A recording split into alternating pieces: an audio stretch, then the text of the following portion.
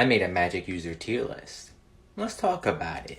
Before we get into the meat and bones of the actual tier list, we have to lay down some stipulations. The first one being, obviously this isn't going to be every magic user. There are hundreds of them, and specifically I did not add the cosmic abstracts, be it Agamotto, Oshtur, Dormammu, Mephisto, Nightmare, etc, etc. Number 2, there are a lot of magical base fighters out there. A key person to note would be Thor. The reason he's not on the list is because his main aspect isn't using magic and spells, even though he can do it. 3, this isn't just about magical power. Experience, skill, and multiple other variables tie into where one's going to be placed.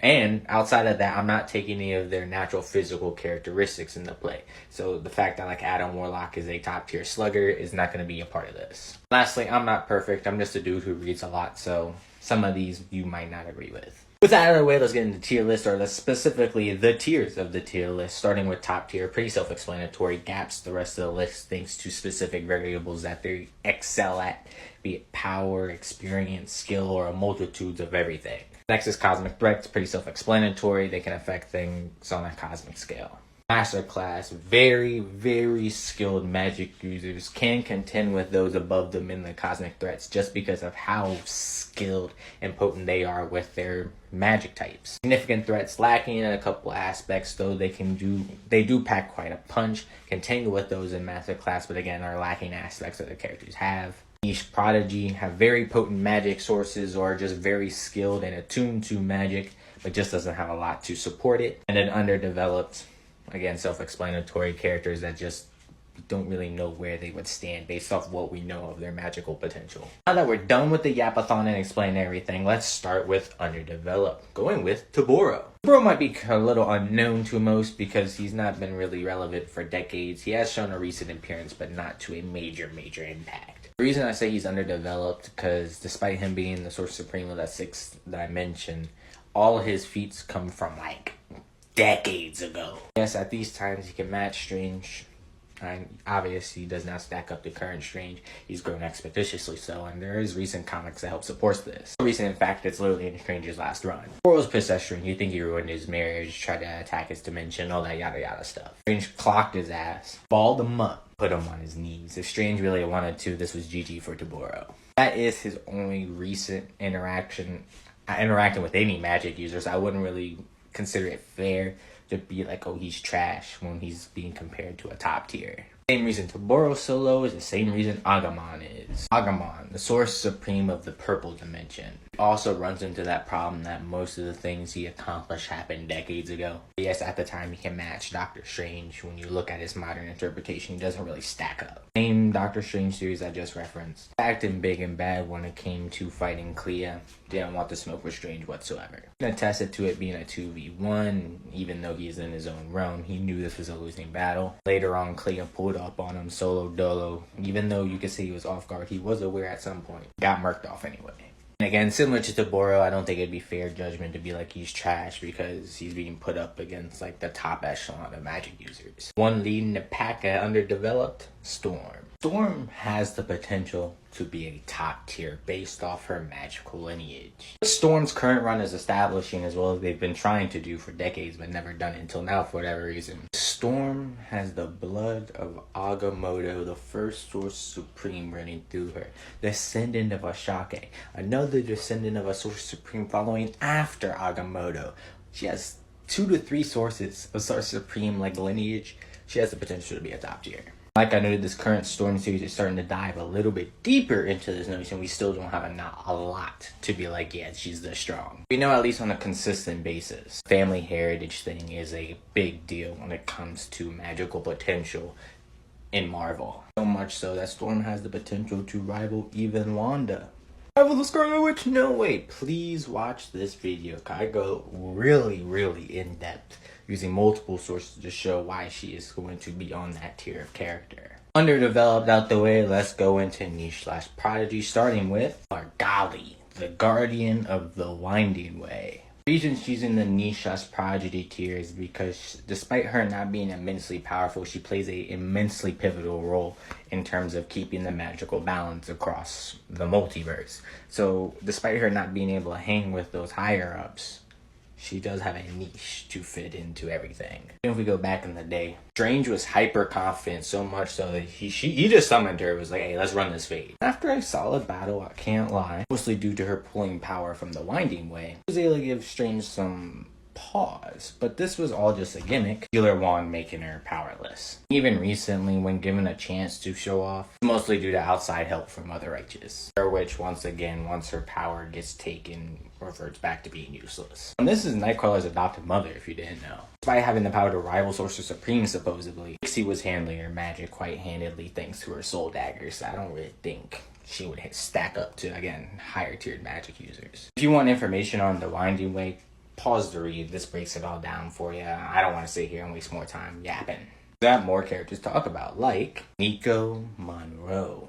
Nico fits in both the niche and prodigy aspect of this category, because despite not being attuned to magic for very long, she picked on it quite easily, but it's mostly thanks to her family staff. Technically, she can speak any spell into existence. It's very limited into the aspect and potency she's able to do this at, especially in regards to her not being able to copy or reuse the same spell. She says freeze, it can only freeze once. If she tries it again, it will mess up. That's why she has to use different iterations of freeze, like on the rocks, in order to do similar effects. One point in time, she had the Witch Arm that boosted her magical potential even more, which could have put her higher on the list, but Nico is not really used that much in a modern sense. She's working for death to some degree, but outside of that, we haven't seen her in action like that. Royal Dormammu. Son of Dormammu, nephew of Umar, cousin of Clea. Just based off his magical heritage, he is a prodigy, and that's where he fits into this category. Royal easily is a top student, you could argue the top student when it comes to Strange Academy. Niche ability he ended up picking up, a very complicated magic type called Enchantress. A mixture of mathematics and magic that allows one to rewrite reality as they see fit. This magic was soon to use in order to bind the entire Egyptian pantheon down. All that, the creator of Enchantress praises Doyle, where he is an absolute power when it comes to using this type of magic.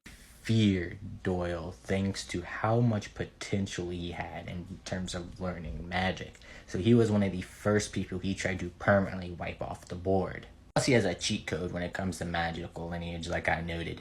Being the direct lineage of Dormammu, you're bound to be powerful as hell. Last character I'm going to touch on in this video, because it's already going pretty long, is Mother Righteous. Mother Righteous isn't so much a prodigy, but she has a very niche and powerful form of magic that she studied to a masterful degree. As seen all across Legion of X, it's the magic of faith, the magic of gratitude. This magic allows an individual to bind someone else's very soul, making them subservient to you to the absolute degree, power and all. This was capable of working on an entity like Legion, who needed to ascend in order to break out of this type thing, or at least use a higher dimensional weapon like the Hope Sword. The reason she's not on like the significant threat to Master Clash is because this is again a very niche magic type. She doesn't have much experience outside of that, or at least we haven't seen it on that degree. And when she is pressed by a magic user of pretty inept experience and potency, like Celine, she gets mocked by the usage of her magic.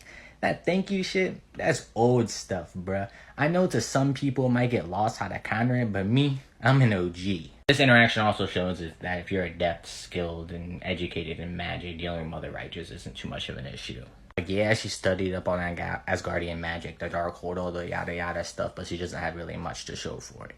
Watch out for part 2 where I break down significant and masterclass magic users. The magic user tier list, because there's a lot to cover, I'm going to speed through this. We're going to be starting with significant threats at Amanda. A lot of people might not know who Amanda is, but she was a pivotal aspect to the old Excalibur team, especially when it came to her relationship with Nightcrawler. She is his childhood best friend / romance. Magical potency being so much so that during Ileana's absence, she was the Queen of Limbo at one point. Not your average Joe Schmo can do this. It took either Belasco or Madeline Pryor to do so, some top-notch, individuals. The problem with Amanda, though, is that she hasn't been relevant in comics for about 20 years, back in like 2014. Got consumed by the Winding Way that erases anything from existence. She does survive, doesn't get erased from existence, but she is still, offed off. Could attribute it similar to Kurt to the Phoenix. Pretty heavy hitter, just not enough time to show it off. Next up, Wong. Might not be the most potent of sorcerers out there, but when it comes comes to skill, when it comes to his repertoire, when it comes to versatility, he got a bag for real. Magic strong enough, temporary hold back, King of Hell, Ghost Rider, and his Hellfire. Strong enough to defend against a possessed Dr. Voodoo. What I believe is most impressive out of it all is his unique magic set that's given through his bloodline. As far as we know, there is one spell that only Wong knows that's meant to put down any Source Supreme level threat. Also been shown to deflect an Ileana Soul Blade. Really don't know how, but like I said, Wong has a bag. The only problem is he really can't tango with heavy hitters long term because, again, he lacks the potency, the oomph to hang with them. Next up, Dr. Druid. Now, he's a little bit iffy because his character has experienced a couple drastic changes or retcons throughout the years. So we're going to be talking about his most recent iteration. In that regard, we'll go to this series. Strange notes him to be a pretty potent mystical threat. Reestablish his old lore, noting that he used to be apprentice to the Ancient One, so he knows a good bit of the mystic arts, but he primarily labeled himself in Druidic magic. Not many alive that can contribute being a better alchemy / druid than Dr. Druid. And in the series, quite consistently shows that he handles himself in magical engagements. Not against any top tiers, but he's still, holding his own. Beyond him, good old Adam Warlock. Adam Warlock be like Thor and not be added. He's not a primary magic user. Nay. During one of his many, rebirths and reiterations, he's still the same character, just different personas. Magic became a primary source to his current character. Adam Warlock wields a metaphysical magic called quantum magic. It showcases his best as the Guardians of the Galaxy run, this one specifically. You've seen him interact with rupture in space-time multiple times on a planetary scale, able to literally transmute this entire bit of energy into a higher dimensional metal never known or seen before. Able to form a very complex spell that contains 15 million different unique variables in order to once again fix reality and all that mumbo jumbo. The reason Adam Warlock's not higher on the list is one, he hasn't really showcased this magic that too much because he hasn't been relevant to comics.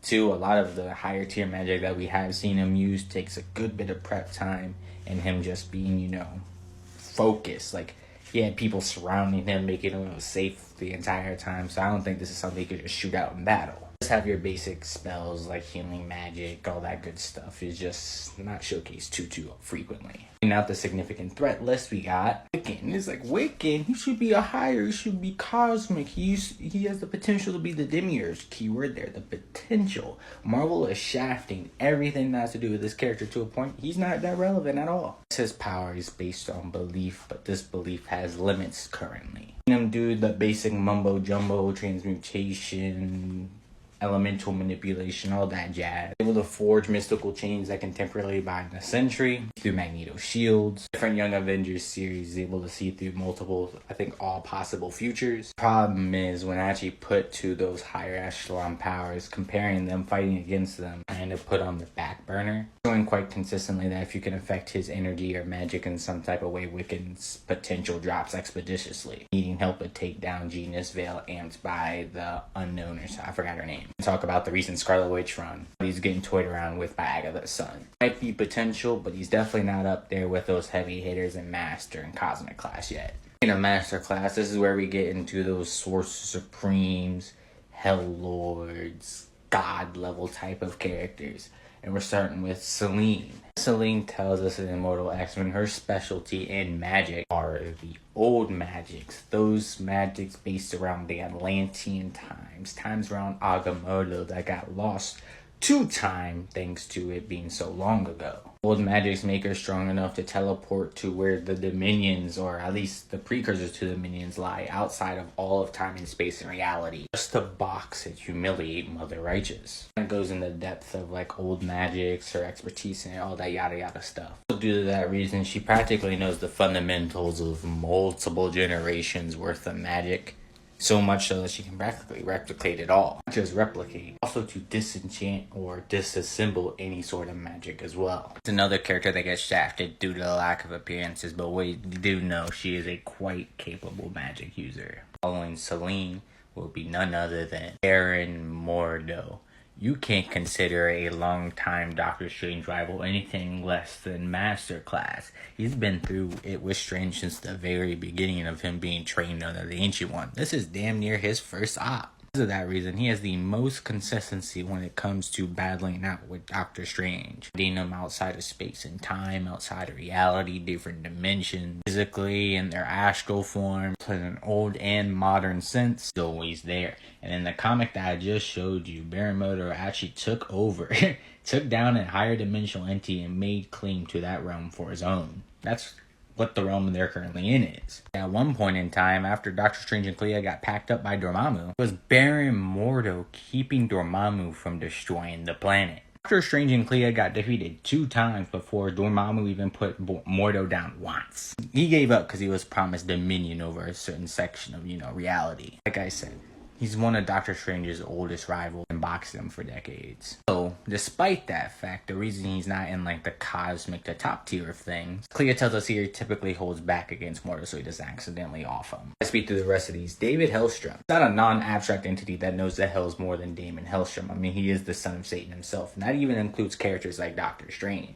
Damon has a control and understanding of hell magic to such a degree that it's unreplicatable, to be honest. Being a Sorcerer Supreme at one point, he's able to tangle with other competent magic users himself, even more overpowering but can spell at one point. This immense knowledge and strength, we do know Damon has a set limit when it comes to this mystical hierarchy of things. Damon has enough power to at least challenge Satan but never outright best at him. He typically needs other artifacts in order to do so. Damien is Hex Finder. You could argue that alchemy isn't magic, but it's just magic with a little bit of mathematics and science added to it. Same thing Dr.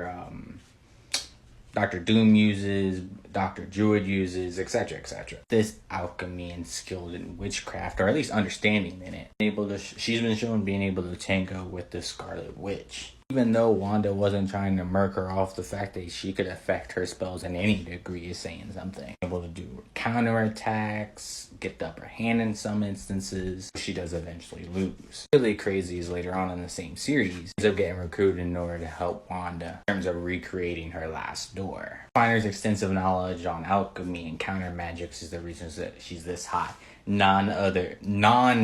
Top tier sorcerers are not going to be able to casually handle what she brings to the table.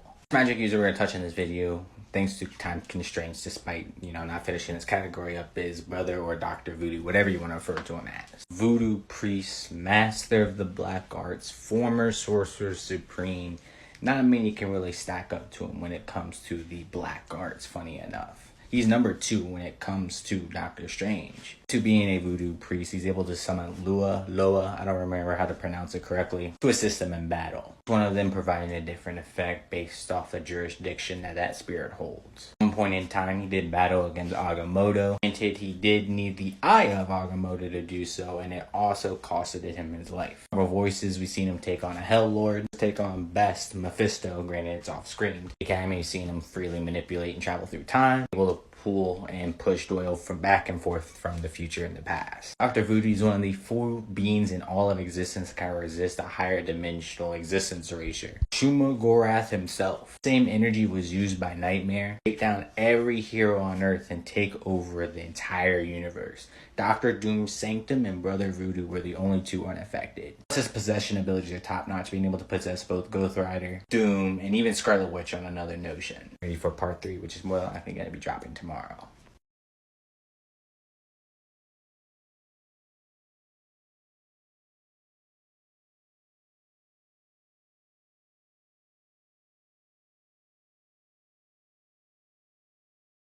Part 33333 of the Marvel Magic User Tier List. Where we left off was Dr. Voodoo, so we're going to be picking up with Merlin. Before I get into yapping, I would like to note that the top candidates of each specific category has the potential to move up a tier. They're practically placeholders or just a tad step below what makes them, a cosmic threat, top tier, yada yada. Merlin is the Sorcerer Supreme of the past and currently resides within Otherworld. A lot of what Merlin can do comes from old shit. He knows he's beyond the boundaries of things like time, space, life, death. But what's really crazy is Merlin that allowed Otherworld to become a nexus of all realities. With prep and a shit ton of magical ingenuity, he stole the Phoenix Force's power in order to again create the nexus of all realities. Borderline omniversal magic can't fix a hairline. That's crazy. As you expect, he's quite versatile. I mean, he is a Source Supreme. Time magic, matter manipulation, energy manipulation, all the nine jazz Merlin is a master class of. If we being for real, power is so immense he even notes that Magim Jaspers would struggle to put him down on a permanent note. Though Merlin is shown in quite a bit of recent comics mainly pertaining to Captain Britain, his higher scale echelon of magic just isn't the same as it was back then. It's kind of outdated to say, plus those higher echelon spells aren't quite consistent. That's why I don't have him in the cosmic, tiers of things. Who I do have, and that's going to be starting the pack, is Jennifer Kale. Jennifer is very, very underlooked when it comes to magic users in Marvel. In fact, I don't think anybody outside myself really brings her name up at all. Similar to Storm, she's a direct descendant from a Source Supreme of the past. This Source Supreme being Jared Nah, the direct apprentice to Agamotto himself. Jennifer is more than just a descendant. She's time displaced from the Atlantean times, meaning her magic is the very old magic that I was talking about with characters like Apocalypse, Selene, etc., etc. Due to this power actually ends up leading her to being one of the most pivotal forces in all of the Omniverse. Mystical guardian of the nexus of all realities. The same thing as Man-Thing, where instead he deals with the physical threats, she deals with those on the arcane / again, mystical. Her power is immense, being able to summon multiple Man-Things at one time. I think I need to explain why she's a cosmic threat. Being an omniversal guardian in itself is something despite not having many feats to showcase for it. Right after Jennifer is Umar. Umar, the 14, sister of Dormammu, mother of Clea. She is a higher dimensional entity just off her genetics alone. Outside of that, especially in the early years, her power is constantly compared to that of Dormammu's. He does outgrow her eventually, but there is a lot of consistency when it comes to those two. Just simply flexing her magic causes universes to shudder. In the Defenders run, along with Dormammu, consume the entire pan-dimensional council of all magic across the Omniverse. That's crazy. What's even crazier, right after doing that, again along with Dormammu, murks off multi-eternity, claiming his power for his own, in a realm that is beyond all time and space, transcends all forms of reality and dreams. This is literally eternity's realm. They pulled up on him, beat his ass. At any time, if Umar wanted to, she could have had the power of the full totality of eternity, because she could just casually drain Dormammu of all his power anyway. Only thing is that she's kind of outgrown by most modern mystics. Stranger than telling all of his villains recently, he could have been murked Umar off, just chose not to because he is his wife's, or she is his wife's mother, I should say. Despite those high-tier cosmic showings like dealing with eternity, the fact that Strange is quite confident that he could just murk her off whenever, I don't think she could be put into that top-tier slot. Next up is Doom, and this one was very contentious for a lot of people, but Doom does not have many magical feats dealing with cosmic abstracts, multiverses, omniverses, all that yada yada stuff. Despite that, Doom is no slouch when it comes to magical capabilities. There's a reason he's currently the Sorcerer Supreme, even though he's at a 0-2 deficit when it comes to his win-loss record. Doom is someone who can just pull up on characters like Wiccan, drop them off, lay them out. Doom is someone that, if given the right opportunity, is able to take down top tiers, Doctor Strange, but more times than not requires either planning or some sort of prep. Don't get it twisted though, Doom is one of the probably top 5 most experienced and versatile magic users in the verse, learning from the best of the best when it comes to magic, even at one point studying under Strange himself. Now, outside the absence of higher tier showings of magic, again dealing with cosmic abstracts and anything of the like, he also doesn't have a good modern portrayal when it comes to magic. It's a good one, it's just not a top tier one. Midnight Suns struggling to put down Wolverine, Blade, Kushala, Nico Monroe, and Magic. Granted, Magic is a heavy hitter in her own right, a cosmic threat, but the rest of them he should be handling. Things get even worse for Doom. Clea pulls up, G-checks him, forcing him to retreat. He's shown quite consistently that before Doom got the title of Sorcerer Supreme, that he was not going to check Clea at all. He pulled up to the Sanctum to demand the title from her, willing to take it by force until Clea flexed her magical power. What does Doom do? Walks away. And again, when it comes to the Sorcerer Supreme stuff where his magic capability should be amplified, he's losing every fight he's been in so far. And if he loses toward Dormammu, it's going to be solidified that he's not a top tier magic user. Next up, Agatha!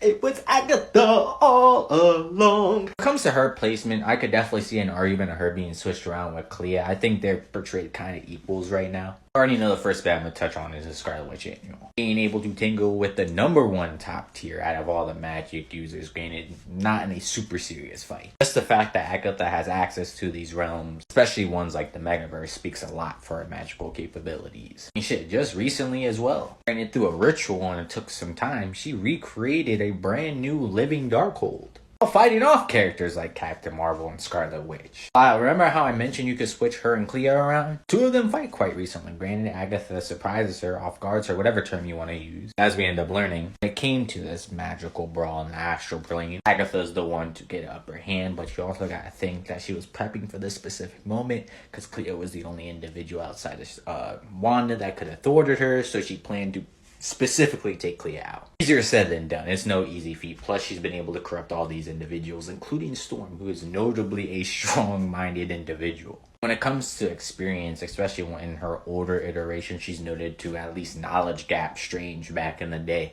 I don't know if it would stand up much now, but she is up there in terms of mystical knowledge. Right after her is Clea. Higher dimensional entity through genetics thanks to her faulty heritage.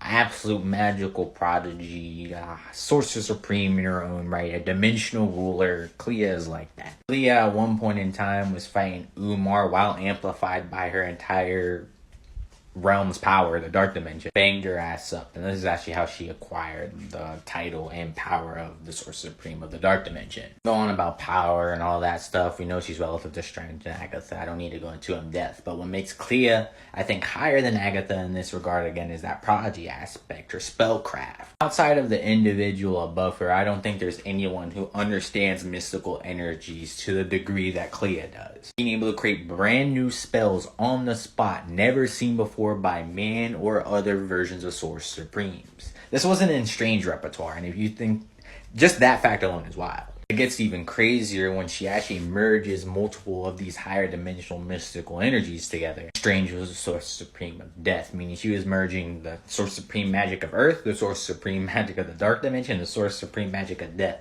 All in coalescing, all as well as their souls transcend into a higher dimensional entity. The video I'm gonna end off with Magik. Umar, I'm gonna touch on the little final part because again she could be pushed up into the top tier based off her being the placeholder for cosmic threats. Leon over Clea and Agatha, yes. Again, remember when I mentioned that there's no one who understands mystical energies like Clea outside the person above her?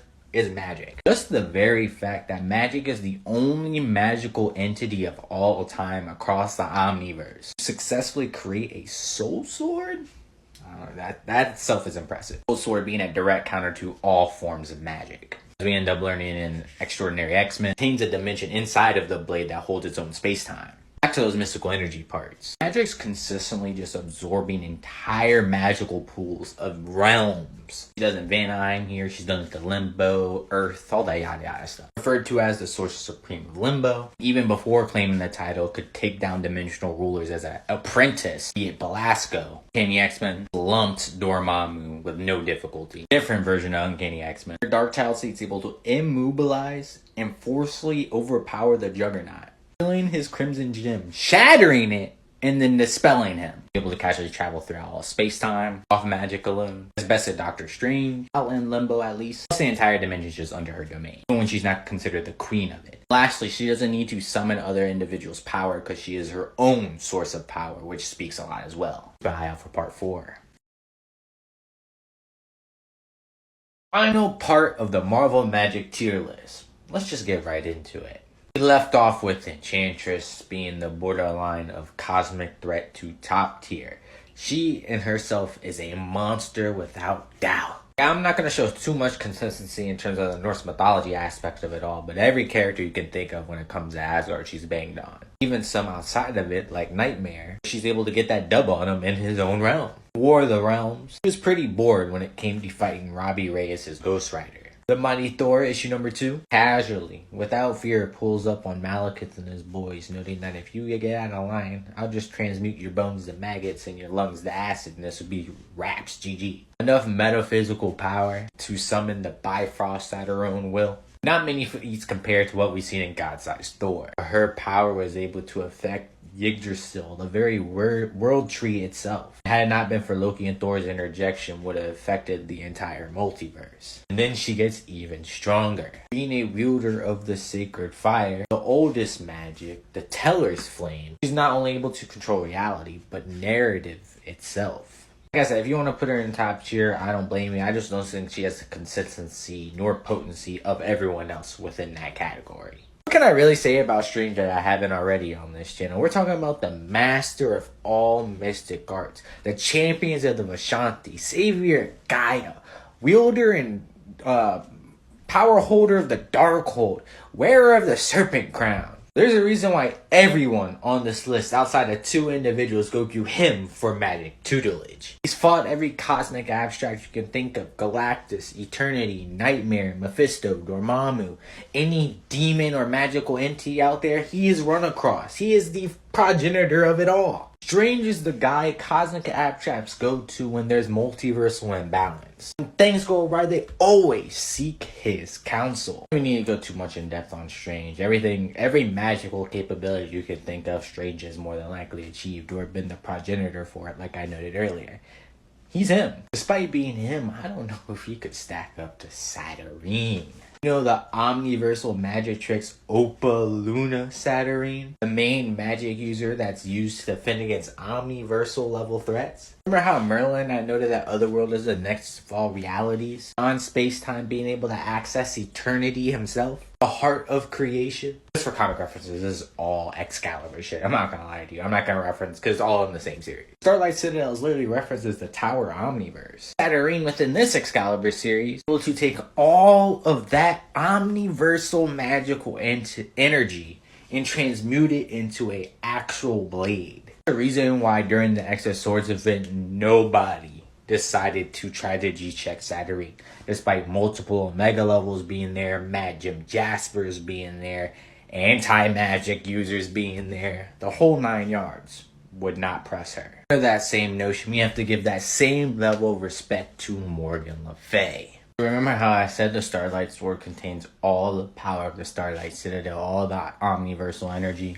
Thanks to Betsy in the Captain Britain series, Morgan was literally given all of it, making her one with the nexus of all realities. Even before this, she was already a pretty substantial heavy hitter in her own right. Like, I'd probably easily put her above Doom no cap. Every time they box out, she tends to get the upper hand on him, negate all his magic, all that jazz. Even at one point, Doom would glaze the absolute living out of her, considering her the best sorceress of all time, even above the likes of Doctor Strange, which you could argue at this time. Just talk about Merlin and how he's an omniversal threat. Even prior to her getting that power, she's able to go blow for blow with old boy all across other worlds. Oh, and also was able to murk off Sentry in Dark Avengers issue number 2.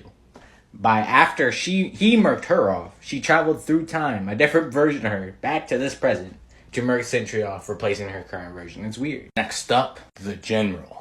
General is an aspect of Doctor Strange that got separated during the 5,000-year war. This version, General, did not like how the Vishanti was running things, so he decided to try to rebel, so they sealed him away. Just for him to come back, Low Diff Strange, Low Diff Clea, Low Diff Taburo, and Umar practically all at the same time. This man is so strong that he is one of, if probably the only entity who has resisted the effects of Mysterium. This boy got stabbed straight in his fucking chest by a knife, just for him to still have the strength to overpower Clea.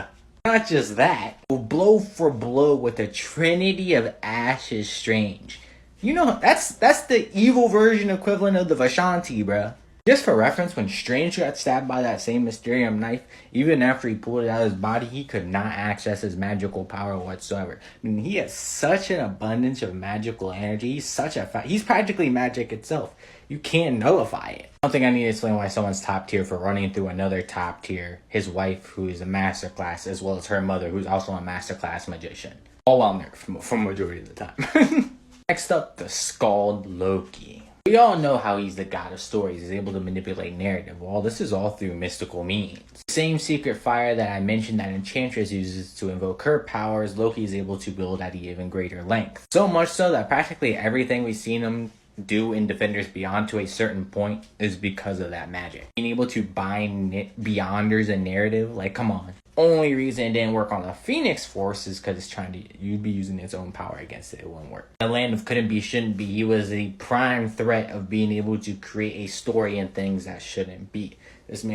That secret fire shit's no joke. And you add on the fact that on top of the secret fire, he also knows rune magic. Even prior to all that, this man has some of the most consistency outside of Baron Mordo to running the Fade with Doctor Strange. If Loki's not portrayed his equal, more times than not, he's portrayed his superior. Very, very, very unlikely for him to be showed off as the inferior in their encounters. More so now that he's teaching or leading Strange down the path of learning Asgardian magic. Lastly, at number 1, Wanda Maximoff, otherwise known as the Scarlet Witch, wielder of chaos magic. Even without the title of Sorcerer Supreme, she's been portrayed on their level. Right up there whenever a mystical threat pops off. Crazy, it doesn't even have to be high echelon spells that allows her to warp and bend reality. It's just the nature of her magic, showing how potent it is, again, by its nature. You add on the fact that all of this is amplified thanks to this series here. You get to the freak nasty boy here going across the entire multiverse thinking the most deplorable, dark, heavy, evil spells you can think of and writing them in a book. Get slurped up like spaghetti. And with the book, allowing Wanda to become the living, true Darkhold.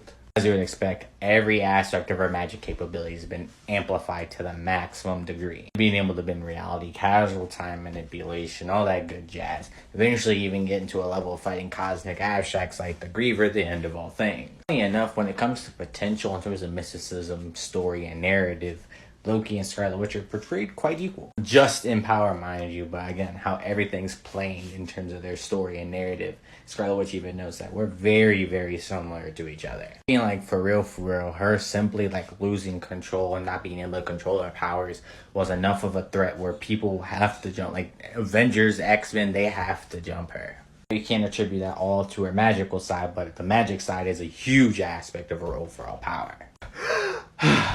I think we're finally done.